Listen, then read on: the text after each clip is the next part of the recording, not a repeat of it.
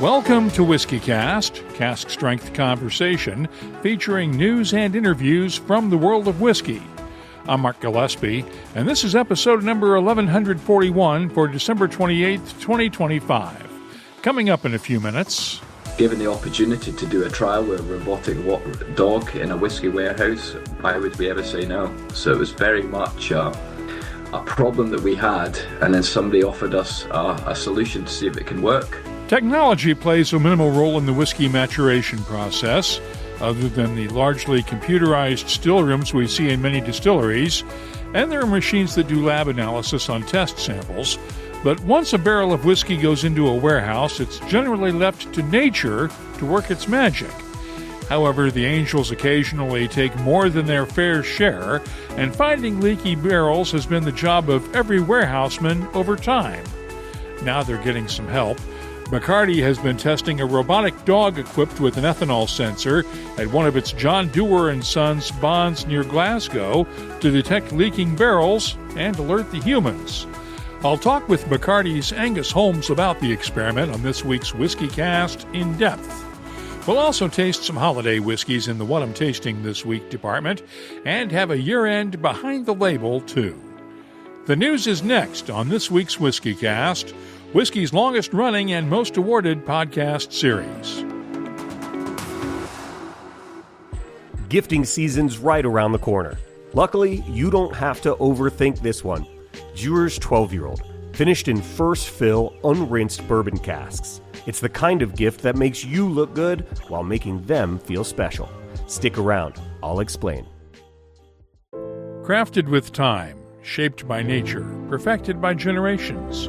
From Yamazaki to Hibiki to Hakushu, every drop of House of Suntory whiskey is a reflection of where it comes from. House of Suntory, this is Japanese whiskey. Enjoy responsibly. Suntory Whiskey Single Malt and Blended Japanese Whiskey. 43% alcohol by volume. Copyright 2025 Suntory Global Spirits Import Company, Chicago, Illinois. Let's begin with the week's news. It's brought to you by the Dalmore.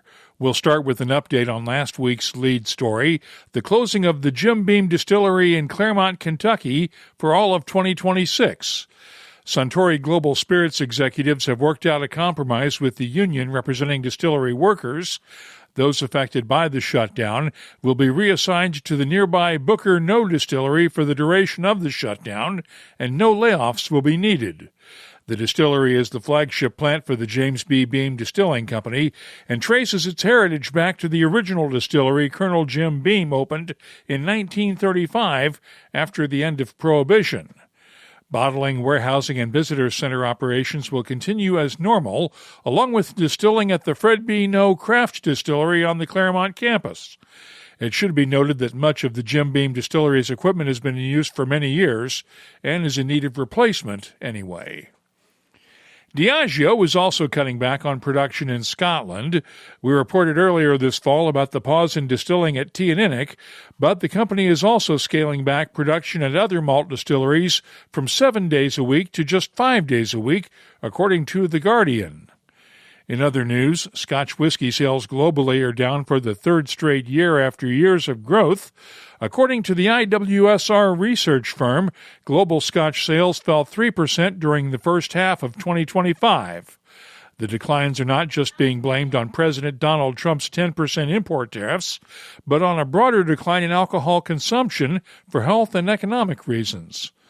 Despite the rough patch for Scotch whiskey, global whiskey sales are up by 3%, and IWSR is still forecasting growth for the Scotch whiskey sector by the end of the decade.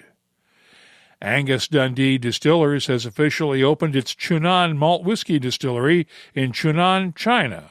The first cask was filled this week, and Angus Dundee director Ian Lockhead called the distillery, quote, a unique opportunity to combine Scotland's whiskey heritage with one of China's most inspiring natural landscapes. The distillery's visitor experience is expected to open next summer. Chunan joins Tomintoul and Glencadam distilleries in the Angus Dundee portfolio.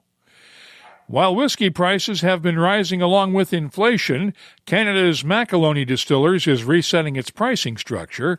As of this weekend, the distillery's whiskeys are now priced at between 65 and 85 Canadian dollars a bottle, with most whiskeys priced at $75. In an email to its customers, the distillery said it's lowering prices so, quote, you can actually open it, share it, and enjoy it, not save it for someday. Just a few new whiskeys to mention this week. Ballantine's is releasing a new True Music Icons series honoring artists and bands who helped define music culture. The first 4 releases in the series honor Elton John, Queen, Kiss, and the Gorillaz. They're priced at £29.95 to £39.95 a bottle through the Ballantine's website. The Thompson brothers, Phil and Simon, have released 2 new independent bottlings, a 2001 24-year-old Lechig and a 21-year-old 2004 Bowmore. Both are bottled at cask strength, and each one is priced at £160 a bottle. Decadent Drinks has also released a new batch of whiskeys, including a 23-year-old Pulteney, a 17-year-old Balblair, and a 15-year-old Kalila, along with the Winter 2025 Equinox and Solstice series bottling, from an undisclosed bottling they refer to as Glenlitigious. They're available through Royal Mile Whiskies. Gordon & MacPhail has released a couple of new Connoisseur's Choice bottlings for the festive season, an 18-year-old Tamdhu and a 24-year-old Glen Scotia. It's priced at £225 a bottle, while the Tamdhu is priced at £140 at Royal Mile Whiskies. You can keep up with the latest whiskey news all week long at WhiskyCast.com and in the WhiskyCast community app. The news is brought to you by the Dalmore. Hello, Richard Patterson here, Master Distiller, Master Blender for the Dalmore. You know, whenever the team and I are in the world sharing our exceptional single malt, we like to keep in touch with Mark Gillespie and the latest news from WhiskyCast.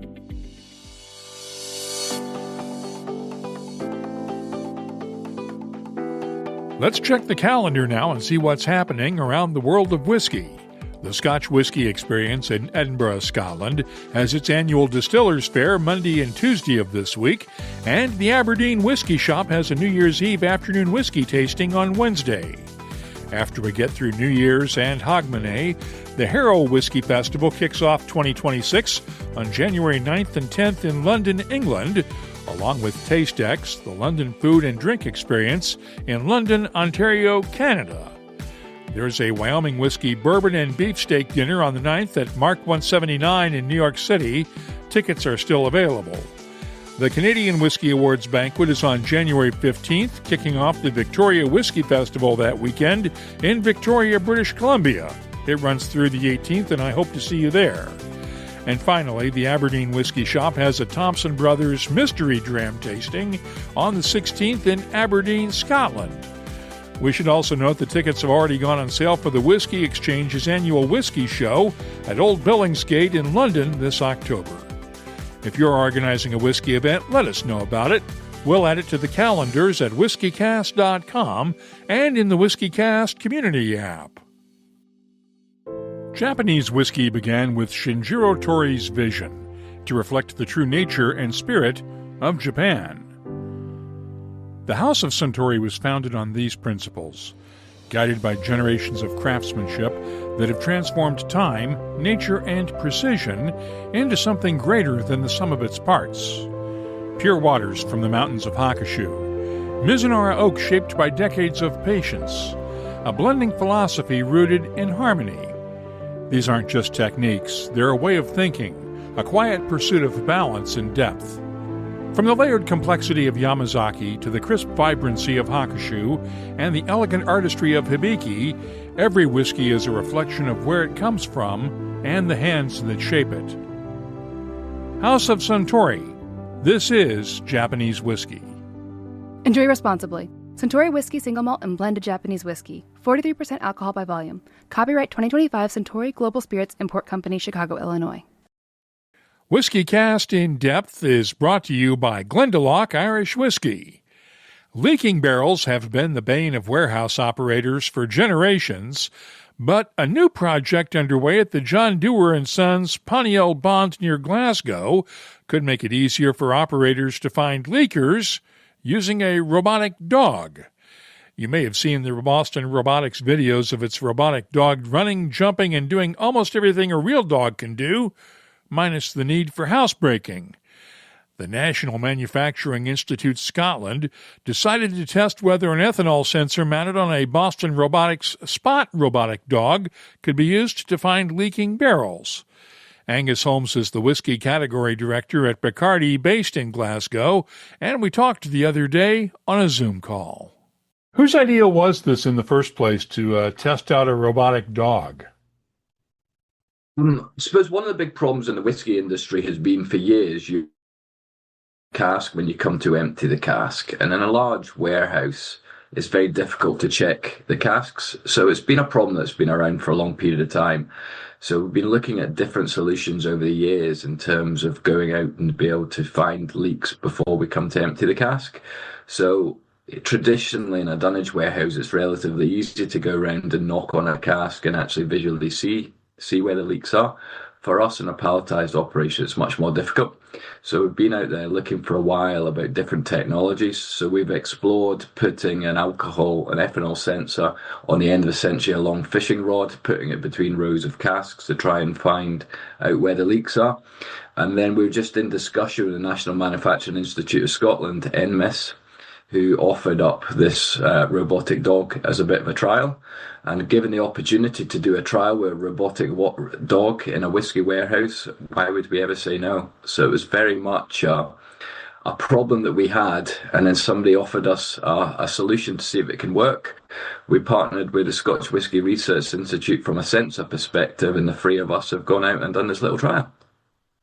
How did the trial work? So what we did essentially is we mounted our ethanol detector on the end of a robotic dog, trained it on warehouses in a safe or casks in a safe environment in a warehouse to make sure it could pick out any leaks on a particular individual cask.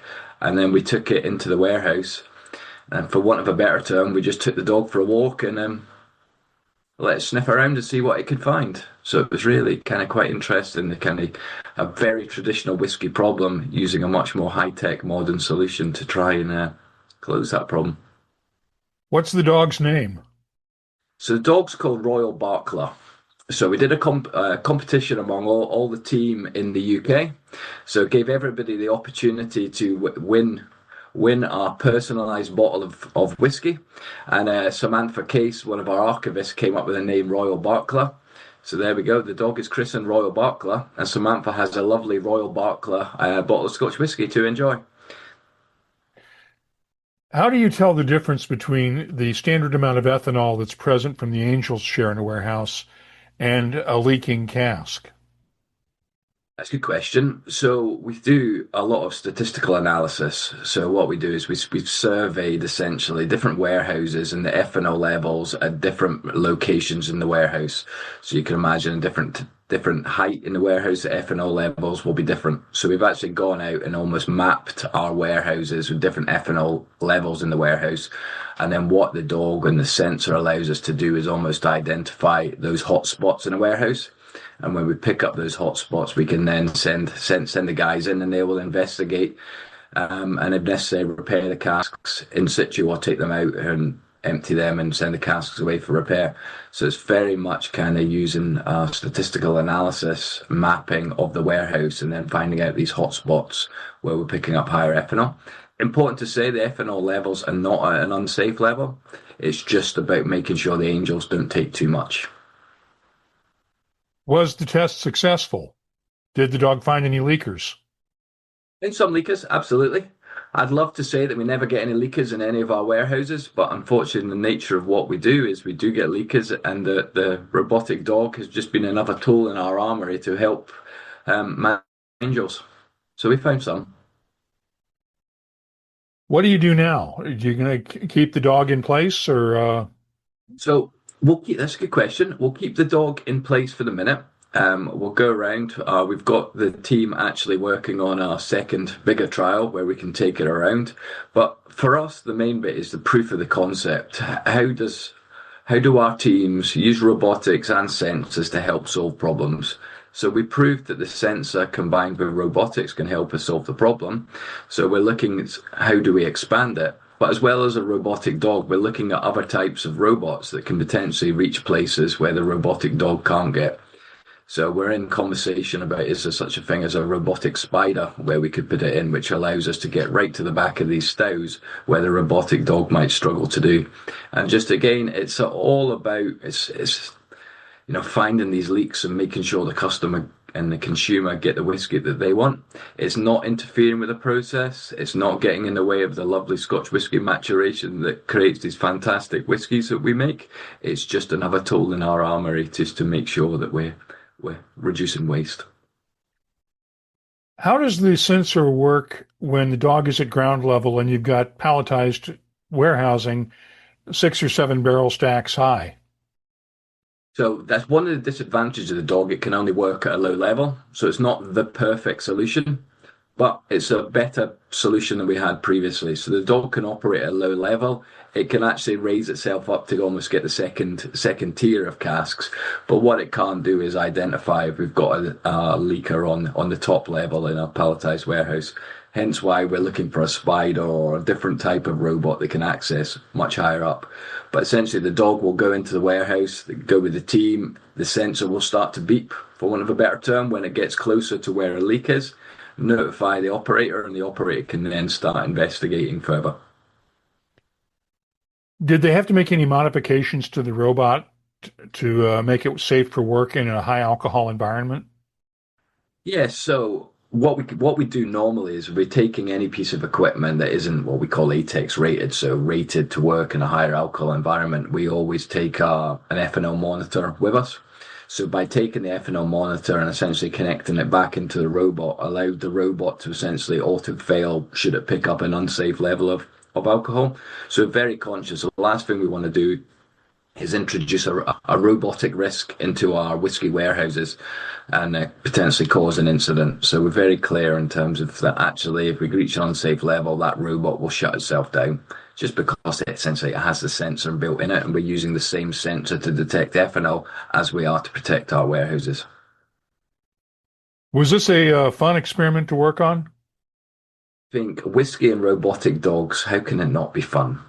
I think we're very much, whiskey is built on tradition. There's no place for robotics in the craft of a blender or coopering or making. It's certainly in our distilleries. But actually to be able to use modern technology and introduce this real interesting robotics into really quite a traditional environment, it's exciting. It gets lots of people excited. It's really good for the team to be involved and to see how they can work alongside robotics to help solve problems. This robot isn't taking anybody's job by any means. This robot is just another tool to enhance our operation. It's pretty cool though, having a robot in a warehouse. It's proper like boys' toys things. Let's not hide away from that at all. A robotic dog in a whiskey warehouse is like perfect. The trial has a broader purpose to determine whether autonomous inspection can be applied across multiple industries to make routine inspections easier in the workplace. Thanks to Angus Holmes of John Dewar & Sons for joining us this week on WhiskyCast In-Depth, and we should note that Dewar's is a sponsor of WhiskyCast. WhiskyCast In-Depth is brought to you by Glendalough Irish Whiskey. Our story begins in the wilds of County Wicklow, the Garden of Ireland, a place where nature moves slowly and meaningfully.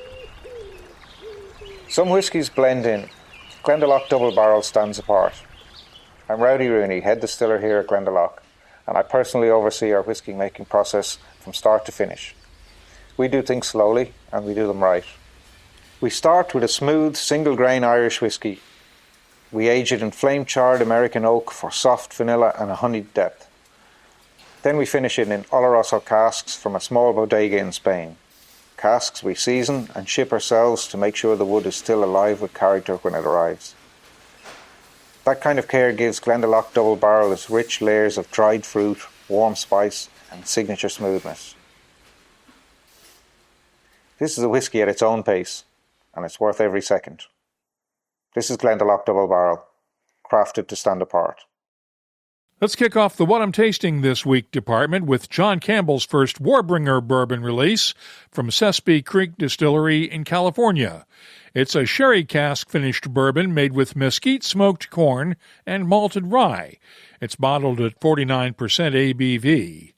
The nose has touches of mesquite smoke, grilled fruits, charred oak, vanilla, and honey. The taste has notes of mesquite seasoning, roasted corn, dried fruits, and a hint of sherry, but it's also slightly bitter and herbal.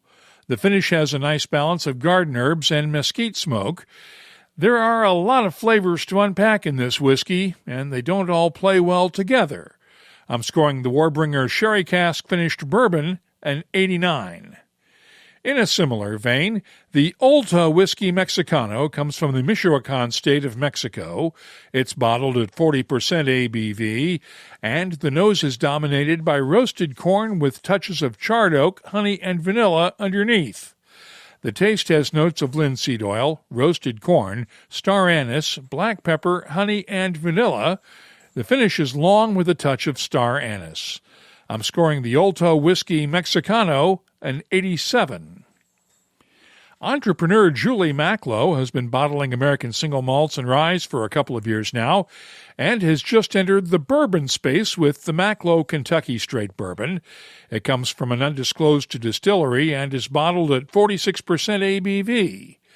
The nose has touches of caramel, molasses, dried fruits, charred oak, and vanilla pods. The taste has a nice balance of black pepper, allspice, and ginger root, complemented by dried fruits, molasses, and vanilla. The finish, long and spicy with a touch of dried fruits. I'm scoring the Macklow Kentucky Straight Bourbon a 92. 2025 marked the 250th anniversary of the United States Army, and Green River Distilling bottled a special bourbon to mark the anniversary. It's bottled at 55.55% ABV, and the nose has touches of leather, tobacco, manuka honey, vanilla, and hints of dried fruits. The taste has a slow onset of black pepper spiciness, balanced by leather, tobacco, red apples, honey, and vanilla, while the finish is long and peppery. I'm scoring the Green River Bourbon U.S. Army 250th Anniversary release a 92. And finally, let's look at the Loch Lomond 18-year-old single malt Scotch. This lowland Scotch is matured in 100% American oak and bottled at 46% ABV. The nose has notes of caramel apples, honey, toasted oak, and a hint of campfire smoke. The taste has caramel apples, white pepper, allspice, campfire smoke, and honey, and the finish is long and fruity with a gentle smokiness. I'm scoring the Loch Lomond 18-year-old a 92. I'll be adding these whiskeys to our searchable list of more than 3,900 different whiskeys from all over the world. Check it out this week at WhiskyCast.com. Hey again, it's Gabriel from Dewar's. Every holiday has that moment when the food's done and the talking, laughing, and sipping begins. That's where the perfect gift shows up. Dewar's 12-year-old. Finished in first fill, unrinsed bourbon casks, and crafted by 6-time Master Blender of the Year, Stephanie McLeod. It's the highest rated 12-year blended Scotch out there. A gift that speaks for itself. Because holidays aren't about the gifts we keep, they're about the ones we share. Please enjoy responsibly. Copyright 2025, Dewar's is a trademark. Imported by John Dewar & Sons Company, Coral Gables, Florida. Blended Scotch whiskey, 40% alcohol by volume. Let's open up the inbox now and see what people are talking about this week in our community segment. After the news about the Jim Beam Distillery pausing production for all of 2026 hit the headlines, Highland Hill posted this on X. Who would have thought this 10 years ago? Not the first time the industry has reset. Very true, the industry operates in cycles, and we appear to be headed for the downward curve on the cycle these days. Michelle Chrisman posted this comment on Threads. Who knew that Jim Beam Bourbon is owned by a Japanese firm called Suntory Global Spirits? Will not be buying that anymore. Well, it's only been that way for the last 11 years or so. Where have you been? Johnny B. replied from Eastern Ontario on Blue Sky, I have about half a bottle of Weller's Antique 107 left, and after that's gone, that will be the end of my bourbon consumption. And Maniagnosis added this comment on Blue Sky, tariffs killed off the overheated bourbon market? It's not just the tariffs, though they did play a part. There's also been a change in consumption habits away from whiskey over the last couple of years for economic and health reasons. Following our tribute to the late master distiller Jim Cryle a couple of weeks ago, Hugo Dart posted this comment on Instagram. In your great interview with the late Jim Cryle, he referred to the sense of pride without competitiveness that is at the heart of the industry in Scotland. As a Brazilian who has a Scotsman as a professional mentor and as a friend, I wonder how much of that comes naturally out of the country's character itself. I suppose that the whiskey industry in other places could benefit from having more of it as well. Hugo, we could all benefit from that. It's time for our annual year-end tradition. What will be your final dram of 2025 and your first dram of 2026? Share them with us in the WhiskyCast community app or on social media. You can find WhiskyCast on X, Threads, Blue Sky, Facebook, and Instagram. Our email address is comments@whiskycast.com. Let's close out the show now with Behind the Label, our look at the history, science, and people that make whiskey unique. We're coming to the close of another year and another distilling season. Winter has taken hold of the Northern Hemisphere, and while spring won't be here for a few months on the calendar, January 1st marks the start of the spring distilling season. There are 2 distilling seasons recognized in U.S. federal regulations. The fall season runs from July 1st through December 31st, while the spring season runs from January 1st through June 30th. The seasons matter for those who want to make bottled and bond whiskeys, since all of the liquid that goes into those whiskeys must come from the same distilling season. So, it's okay for you to wish your friends a happy spring this week, even if they look at you like you've gone crazy. If you have something you'd like us to look at on an upcoming episode, just get in touch with us.